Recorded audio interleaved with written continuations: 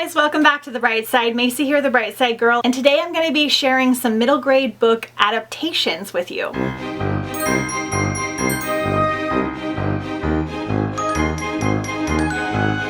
Okay, I do own a few of these books, but I'm too lazy to go gather them, so I'm just going to share the photos up here digitally. I do have a middle grade book only recommendation video if you want to check that out, that I will link down below in the description, as well as up in the cards. All of these books will be on that list, plus some more that haven't been made into movies. Fingers crossed that happens someday. These are going to be all of the like spooky fall, Halloween, middle grade books that I've read that have gotten a movie adaptation. So these are all very family friendly, very mild for the most part. I don't read anything like truly scary, and middle grade doesn't usually go too intense. So we are just going to dive right in. Okay, first up we're going to do probably my least favorite, and that is the book The Witches by Roald Dahl. I really enjoyed this book. It is about a young boy who is being taken care of by his grandmother. He has a pet mouse, and he winds up finding out there's this whole witch society that likes to like steal children, and he has to kind of protect himself and kind of take the witches down. Very charming, very cute book. There are actually two movies. I have not watched the original, which I think was done in the 80s. I probably will watch it sometime soon, so I can't really say my thoughts on this. I did watch the new version with Anne Hathaway, and I personally did not love this movie. I wanted to put it on this list because I feel like a lot of people will, and it's a good middle grade Halloween movie, and I did really love the book. It was just very weird, and the book is kind of weird, but the way it was done was just extra strange. I feel like the acting was really good, the cinematography was really good, but it was just a little bit too on the weird side for me. I'm a little bit traumatized by Anne Hathaway's feet in this movie, which is pretty accurate to the book, but it was a bit much. So I'm putting this on here even though it's one that I probably won't watch again. It was done really well. I know a lot of other people that like it. I really liked the parts with the little boy and his grandma. That part was all cool. It was just a little bit on the strange side. Okay, next up we have Matilda, another Roald Dahl book. One of my favorite books from childhood. I actually read this in childhood, and I reread it a couple years ago because the audiobook is done by Kate Winslet, and this is basically about a young girl that has these magical powers. Her parents are not very loving and don't take care of her very well. She's got kind of a hard life. She kind of discovers and learns about herself and her magical powers while she's like at school. She's got this really intense teacher. This is just such a really charming book. It's what Roald Dahl is like really known for. I really love the original movie. Again, one of my favorites from childhood, and I feel like it's a good classic that kind of holds up. I have not watched the new movie yet, which is actually a musical. I believe there's a Broadway musical as well. This is one I'll try to get to for the spooky season, but I really love the original, both the story and the first movie. Next up is the Series of Unfortunate Events by Lemony Snicket. So this one technically is not super fall Halloween, but it's got these like darker, almost cozy vibes. Not really spooky in any kind of sense of the way, but I feel like it just fits these like dark fall vibes. And this is about two children who have been orphaned after their parents are killed in a house fire. They get adopted by estranged relatives, and then things kind of mysteriously happen to these relatives, and they keep having to like move to different homes. Our main character Violet is very much into like inventing things, so we have this really cool element where she's like constantly inventing things. Her brother's a very big bookworm, and he's always reading and things like that. And there's a very wacky, cool, dark villain in here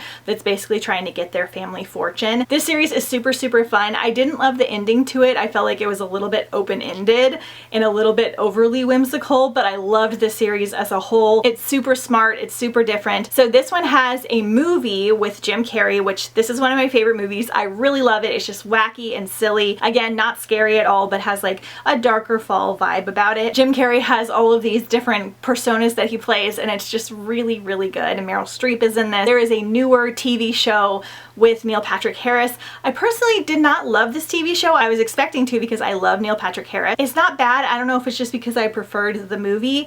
I never really finished it. I don't think they ever finished out the series.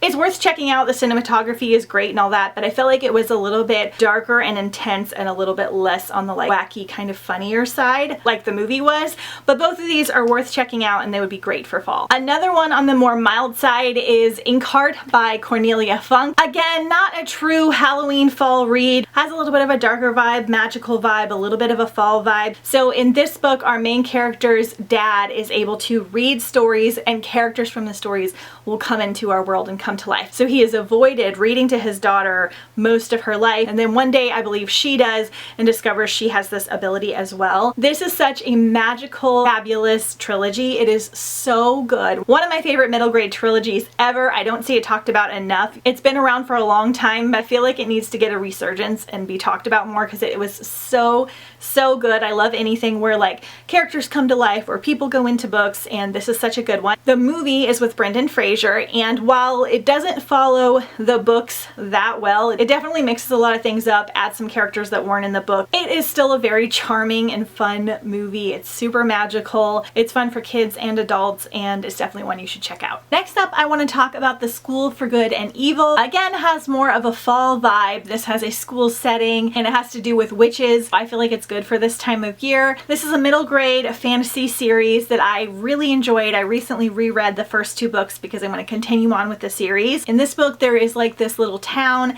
and they kind of live in fear of this wizard that will come and take kids, and the kids will either go to the School for Good or the School for Evil. And we're following 2 young girls that are best friends. They're unlikely best friends, Agatha and Sophie, and Sophie is really into like how she looks and being proper and being like a princess at heart, and Agatha could care less about all of that stuff. She kind of is always getting dirty and down in the mud, and when they get swept away, they both kind of assume which school they're going to go to, and then things aren't exactly what they seem. This has a heavy school setting, which is very cool. It's very charming and heartwarming. It's about friendship and growing up. The school setting's very cool because we've got a bunch of different fairy tale characters in here. The schools are basically training the villains and the good guys for the stories that we all know and love. I gave the first 2 books 5 stars. I love them. They're amazing on audio. And then the movie, which came out last year, I personally really enjoyed the movie, but you really need to think of it as its own separate thing. It's a little bit more silly. It changes some things from the book. It ties a little bit in from the first and the second book. It mixes things up. It's a little bit more grand. The CGI is not the best for this one. I still thought it was a very fun watch regardless, and it has a really good cast, so definitely worth checking out. Okay, moving to the slightly darker side, we have the Spiderwick Chronicles. Again, this is another like 8-book series. I believe this is by Holly Black. These are some tiny little books,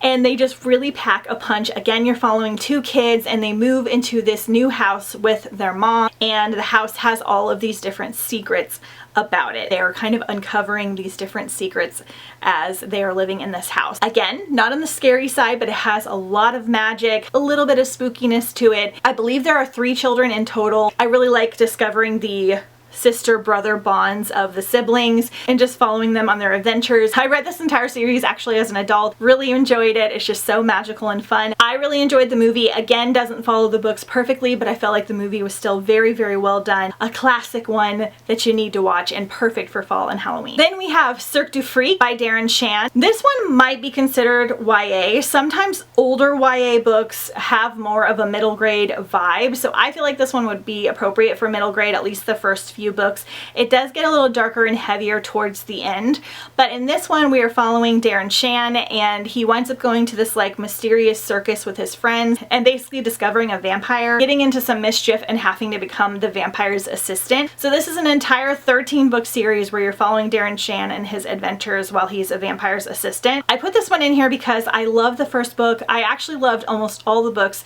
Again, the ending of this one made me very upset. The ending kind of undid all the events of the other books, and I was just very, very salty about it, but I still feel like the first few are worth a read. Honestly, you could read the first book. It does end on a little bit of a cliffhanger, but it is done so well. It's got definitely spookier vibes than the other ones, a little bit more gruesome, but it's just done so well. The audiobooks are amazing. Ralph Lister is the narrator, and he makes them so magical and adventurous. Next up, we have Coraline by Neil Gaiman. Again, on the spookier side, Neil Gaiman's books tend to be a little bit spookier for the middle grade. So in this one, we're following a young girl named Coraline who moves to a new home, and this home has a lot of mystery and different things to uncover. Coraline is kind of frustrated with her family and the new house, and she's feeling kind of bored, and one day she opens a door and discovers a different version of her family that she thinks she prefers, but not everything is as it seems. This one's definitely spooky and creepy. The audiobook especially is very on the creepy side, and then the movie, which is done by Tim Burton, in a claymation style, Also super creepy, but very, very cool and different. If you like those darker type of vibes, this is definitely going to be the one for you,